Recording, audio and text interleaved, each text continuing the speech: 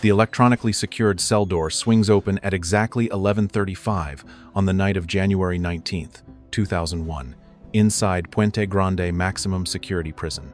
Francisco Camberos Rivera, a corrupt prison guard known as El Chito, pushes a white laundry cart down the sterile corridor while fluorescent lights hum overhead. Inside the cart, curled beneath soiled sheets and prison uniforms, lies Joaquín Guzmán Loera, the 5'6" drug lord known worldwide as El Chapo. His heart pounds against his ribs as the cart rolls over each threshold, the wheels squeaking against polished concrete floors beneath him in darkness.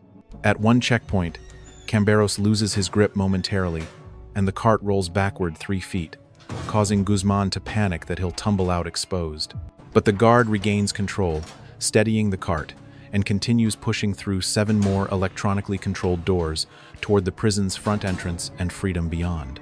The entire journey feels like an eternity to the man hiding inside, breathing shallow breaths through fabric that reeks of bleach and sweat. How does a man responsible for over 34,000 deaths orchestrate such a brazen escape from Mexico's most secure prison using corrupt guards and $2 million in bribes?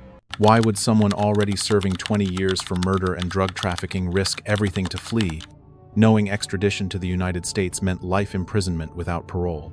What happens when the world's most powerful drug trafficker, who pioneered underground tunnels and pioneering smuggling methods, escapes custody and remains free for 13 years building an empire? 21 years earlier, in the sweltering heat of April 1957, a baby boy entered the world in La Tuna, a remote farming village in Sinaloa, Mexico. Joaquín Archivaldo Guzmán Loera was born the eldest of 7 children into crushing poverty that defined every aspect of his early existence in the mountains. His father, Emilio Guzmán Bustillos, worked as a poppy and marijuana farmer, barely scratching survival from the rocky soil, while ruling his family with brutal fists. The family lived in a shack without electricity or running water, subsisting on beans, tortillas, and whatever meager vegetables grew in their dusty garden plot. Young Joaquín endured constant physical abuse from his father, beatings that left welts and bruises across his back for infractions as minor as speaking too loudly. By age 8, he was working alongside his father in the poppy fields, learning to score bulbs and collect the sticky opium resin under scorching sun. His formal education ended in 3rd grade because his family couldn't afford the few pesos required for shoes, and the school sent him home barefoot and ashamed. While other children played, Joaquín hauled buckets of water from distant wells, his small hands developing calluses that would never fully heal throughout his lifetime. At age 15, his father kicked him out of the family home, forcing the teenager to fend for himself in a region where opportunities were non-existent beyond crime. Standing 5 feet 6 inches tall with a stocky build, village children nicknamed him El Chapo, Spanish for Shorty, a moniker that would eventually strike terror worldwide. With no education, no money, and no prospects, Guzmán made a decision that millions of desperate young men before him had made in Sinaloa's mountains. He planted his own marijuana field on a hidden plot of land, tending the plants with the agricultural expertise his father had beaten into him. Within months, he was selling his harvest to local dealers, earning more money than his father had made in years of backbreaking legitimate farming work. The teenager discovered he possessed a natural talent for logistics and organization, mentally mapping routes and calculating profits with surprising precision despite minimal schooling. By his late teens, Guzmán connected with Héctor Luis Palma Salazar, a rising trafficker who recognized the young man's ruthless efficiency and strategic mind immediately. Salazar put him to work, mapping smuggling routes through Sinaloa and into the United States, where American demand for drugs created opportunities for unimaginable wealth. In the early 1980s, Guzmán joined Miguel Ángel Félix Gallardo's Guadalajara Cartel, where his reputation for brutal efficiency earned rapid promotions through the ranks. He supervised logistics for cocaine shipments from Colombia, meticulously planning every detail from pickup to delivery with obsessive attention that set him apart from competitors. While others partied and flaunted their wealth, Guzmán lived modestly, reinvesting profits and studying the business like a Harvard MBA student analyzing corporate supply chains. And then everything changed on the 7th of November, 1985, when DEA agent Enrique Camarena was kidnapped, tortured, and murdered by cartel members. The Camarena murder triggered a massive American crackdown that forced Mexican authorities to arrest Félix Gallardo in 1989, creating a power vacuum overnight. From prison, Felix Gallardo called a summit in Acapulco, where Mexico's top traffickers gathered to divide territories formerly controlled by the now-defunct Guadalajara Cartel. The Arellano Felix brothers claimed Tijuana and Baja California, while the Carrillo Fuentes family took Juarez and Chihuahua for their smuggling operations westward. Guzmán, partnering with Ismael El Mayo Zambada and Hector Palma, formed the Sinaloa Cartel with control over Sinaloa State and the Pacific Coast Corridor. At 32 years old, El Chapo finally commanded his own organization, and he immediately began innovating in ways that would revolutionize international drug trafficking forever. A typical cocaine shipment involves fishermen departing Colombia's coast with 500 kilograms concealed beneath legitimate cargo of bananas heading northward toward Mexican waters. The boat transfers its load to a larger vessel off Guatemala, where sealed packages wrapped in plastic get submerged and attached to the hull underwater. The ship docks at Mazatlan Port in Sinaloa, where corrupted customs inspectors wave it through without inspection after receiving their pre-arranged $50,000 payment. Trucks collect the packages and transport them to warehouses controlled by Sinaloa operatives, who repackage everything into smaller quantities for street-level distribution across America. But Guzmán's true innovation came through underground tunnels beneath the Mexico-United States border, equipped with ventilation, lighting, and tracks for moving massive quantities efficiently. Workers spent months digging from legitimate businesses on the Mexican side to warehouses on the American side, creating passages some stretching over half a mile. Each tunnel cost approximately $1 million to construct, but could move 20 tons of cocaine annually, generating revenues exceeding $2 billion per passage. At the American end, corrupted warehouse workers received the shipments and distributed them through established networks spanning from San Diego to New York City.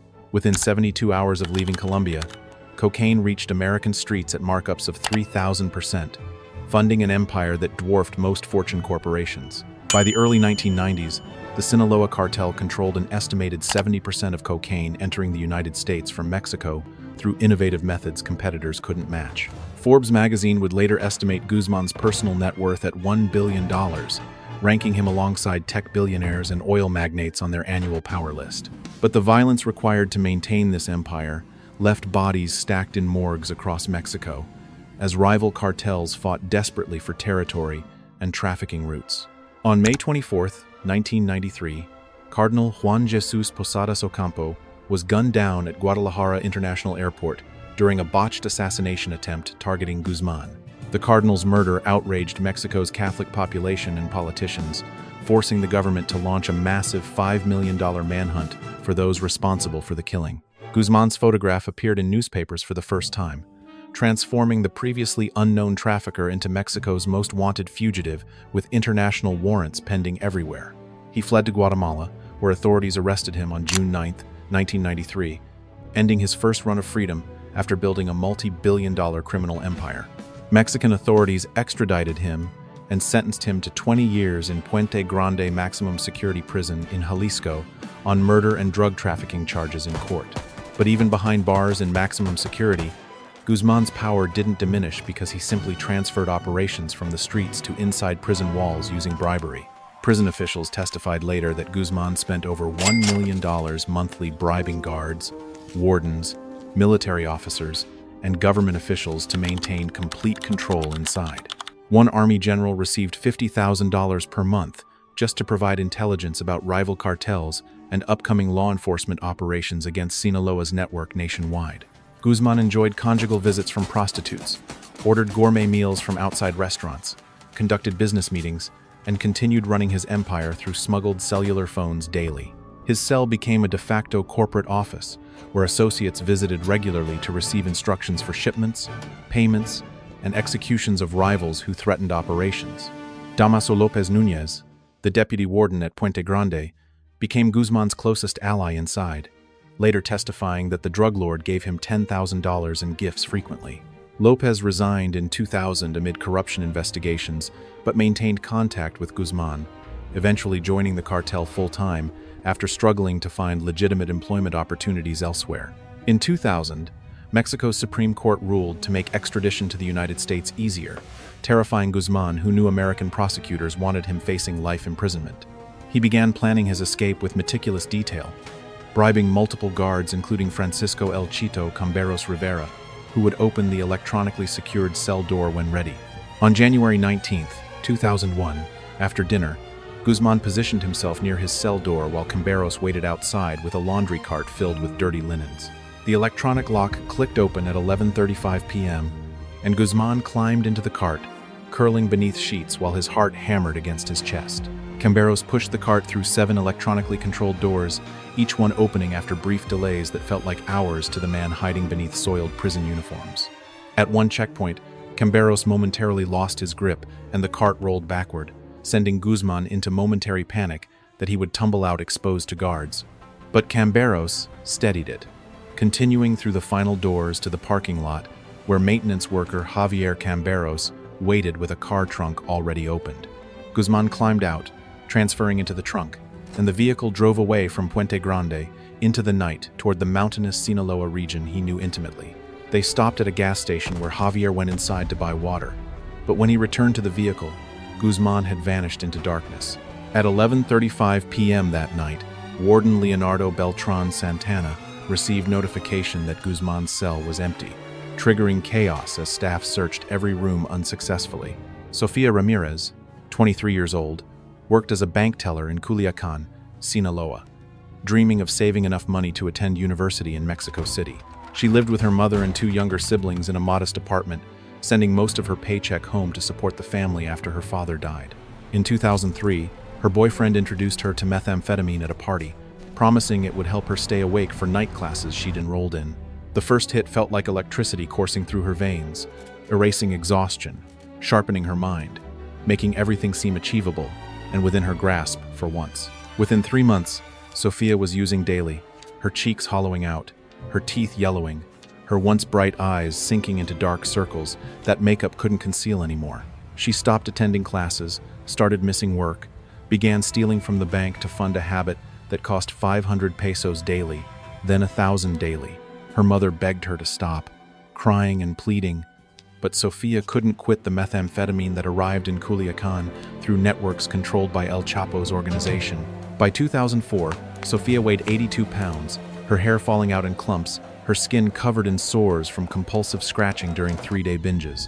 She died on March 16, 2004, from cardiac arrest at age 24, while her mother held her convulsing body in a hospital emergency room.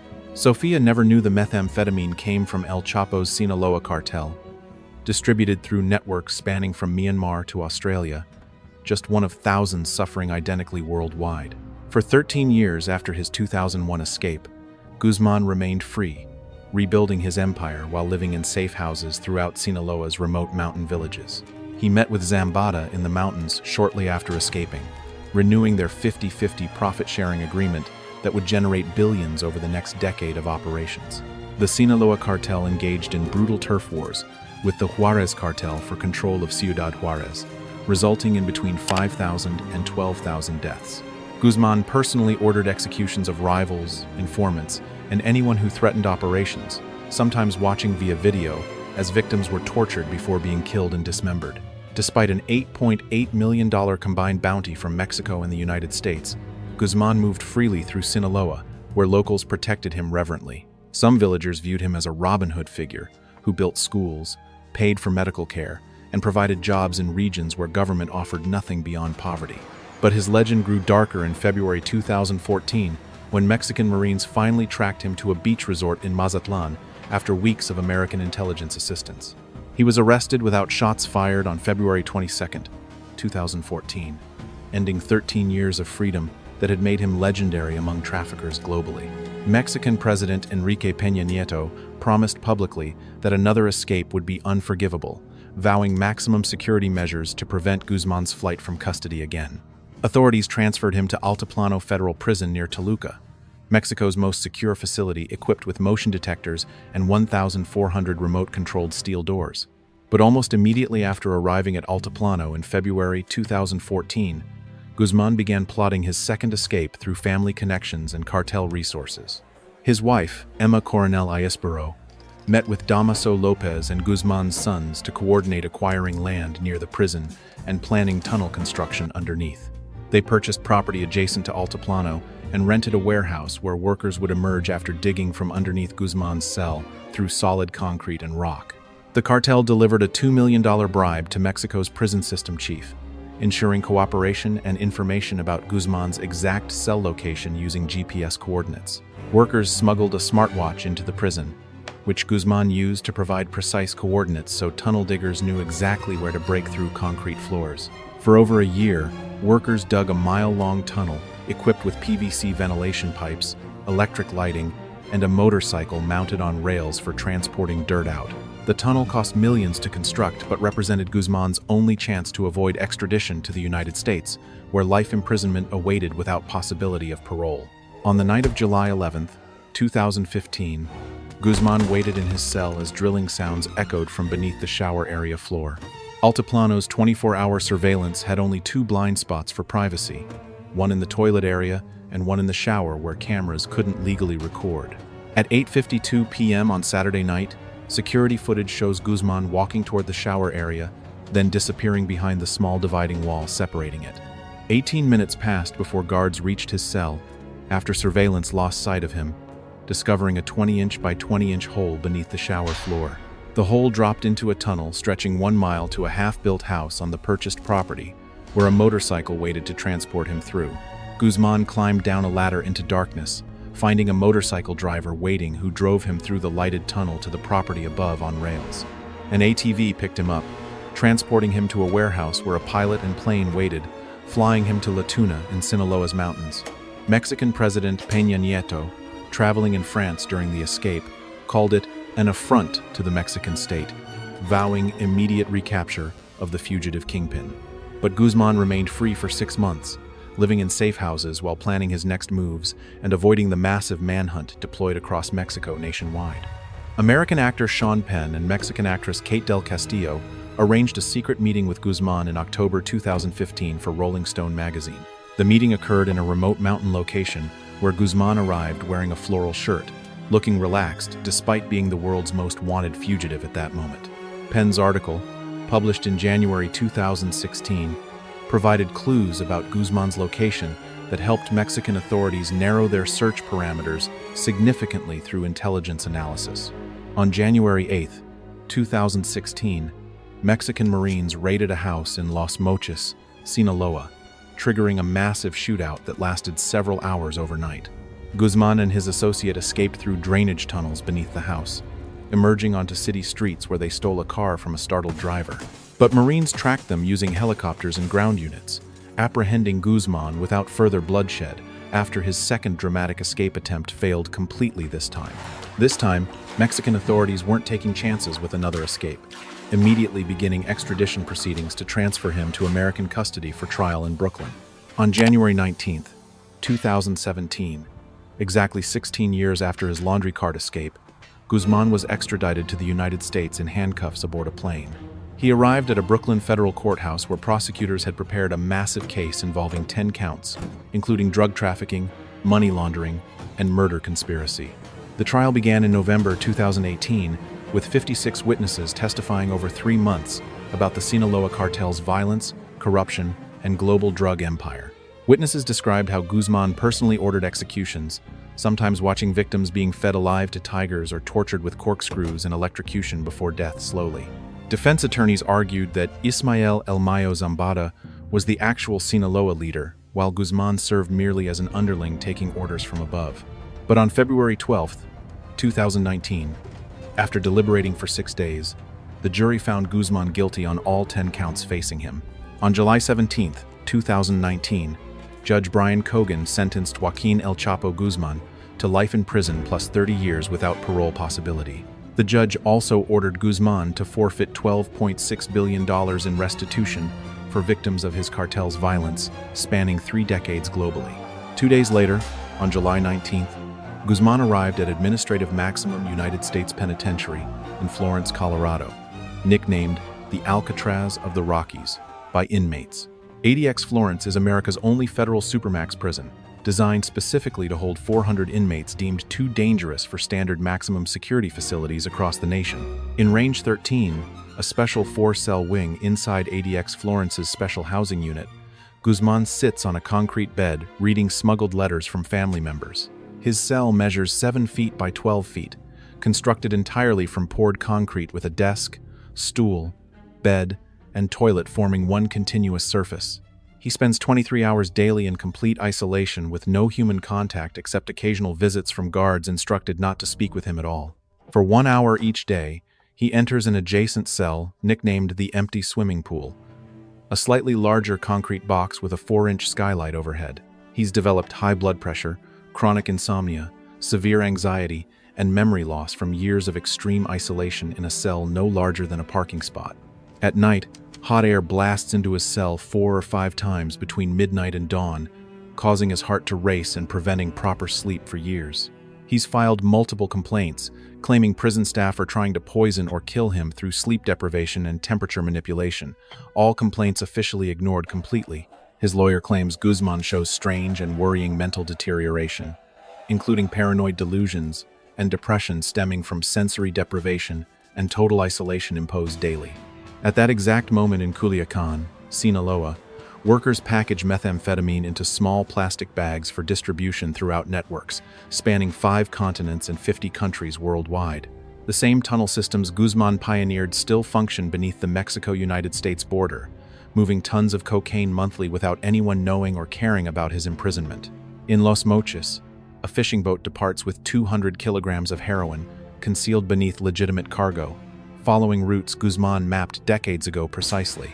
Meanwhile, in Chicago, street dealers sell fentanyl that arrived through Sinaloa networks, controlled by Guzmán's sons, the Chapitos, who assumed leadership after their father's arrest.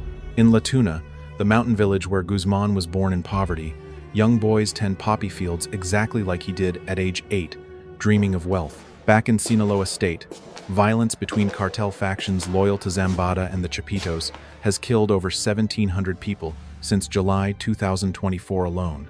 Bodies appear across Culiacán with sombreros on their heads or pizza boxes attached, messages from rival factions fighting for control of territories worth billions in revenue.